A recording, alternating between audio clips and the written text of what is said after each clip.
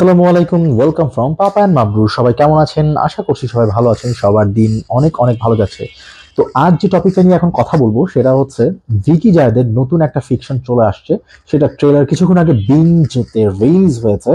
আর ওই ওয়েব ফিকশনটার নাম হচ্ছে অন্ধকারের গান। ওয়েব ফিল্মটার একটা ট্রেলার রিলিজ হয়েছে কিছুক্ষণ আগে।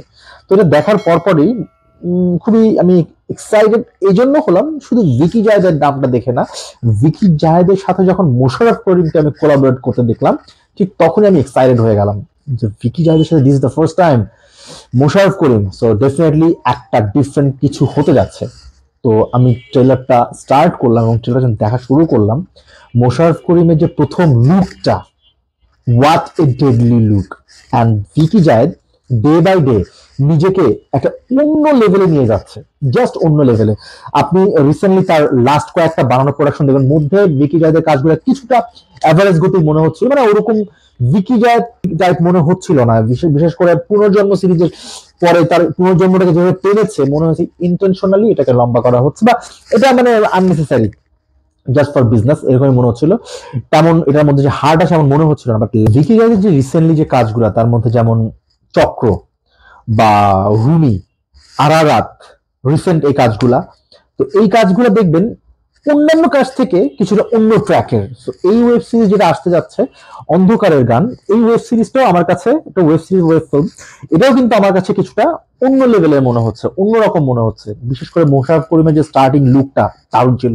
এরপরে ট্রেলারটা যখন যতদূর আগাতে থাকে আমি তত সারপ্রাইজ হচ্ছিলাম। ভিকি জায়েদের সাথে প্রথম প্রবাবলি আবুল হায়াতকে দেখলাম, এবং আবুল হায়াত আর মোশাররফের একটা একটা সিন আছে, সিনটা দারুণ লেগেছে। এরপর রাশেদ মামুন অপু, যাকে এই মুহূর্তে বলা যায় সব থেকে কুল ভিলেন ক্যারেক্টার বা নেগেটিভ ক্যারেক্টার গুলোতে যে রোল প্লে করে, রাশেদ মামুন অপু। সো এরকম স্ট্রং অনেক ক্যারেক্টারকে দেখতে পাবেন আপনারা ট্রেলারটার মধ্যে। মোশাররফ করিমের অপোজিটে রয়েছে মোমোর লুকটাও ডিফারেন্ট লেগেছে। তাকেও মনে হয়েছে যে আউট অফ বক্স বেরিয়ে সে কাজটা করছে। এবং ওভারঅল ট্রেলারটা যে গতিতে আগাচ্ছিল, এটা ডেফিনেটলি আপনাকে প্যাক্ট করে বসিয়ে রাখবে, ইয়ার ইজ নো ডাউট।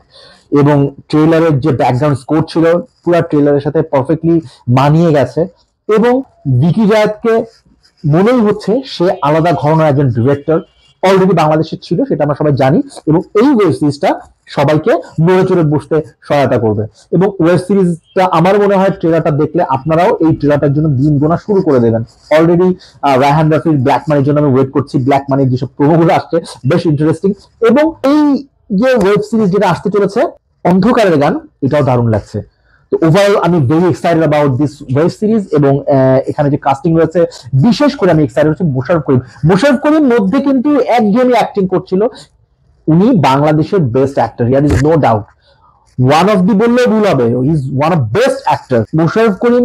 এই প্রজেক্টে তার যে ক্যারেক্টারটা, সে যেভাবে নিজেকে মেরে ধরেছে, বা তার যে ক্যারেক্টারের প্যাটার্নটা, এটা অন্য সব ওয়েব সিরিজ থেকে একদম ডিফারেন্ট, একদম ডিফারেন্ট। সে যে নিজেকে ভেঙে চুরে নতুন ভাবে দর্শকের সামনে উপস্থাপন করছে, এটা আপনারা ট্রেলারটা দেখলে বুঝতে পারবেন। রিসেন্টলি মোশাররফ করিমের যে চরকিতে রিলিজ হয়েছিল হরর ওয়েব সিরিজ আধুনিক হোটেল, এরকম টাইপের একটা নাম, ওইখানেও দেখবেন মোশাররফ করিমের ক্যারেক্টার কিন্তু অনেক ডিফারেন্ট ছিল, তার অভিনয় কিন্তু পারফেক্ট ছিল। বাট হয়তো গল্পগুলো এরকম আসলে জমে ওঠেনি, তারপরেও খারাপ হয়েছে এমন না, ভালো হয়েছে। কিন্তু মোশাররফ করিম তার ট্র্যাক থেকে অনেক ডিফারেন্ট ছিল। অ্যাজ লাইক এই ওয়েব সিরিজটাতেও মোশাররফ করিমকে আমরা নতুন একটা মোশাররফকে পেতে যাচ্ছি। আমি এক্সাইটেড ওয়েব সিরিজটা নিয়ে। আপনারা ট্রেলারটা দেখেন, ট্রেলারটা দেখার পর আপনাদের ওয়েব সিরিজটা কেমন লাগছে অবশ্যই কমেন্টস বক্সে জানাবেন। ততক্ষণ সবাই ভালো থাকবেন, সুস্থ থাকবেন। আল্লাহ হাফেজ।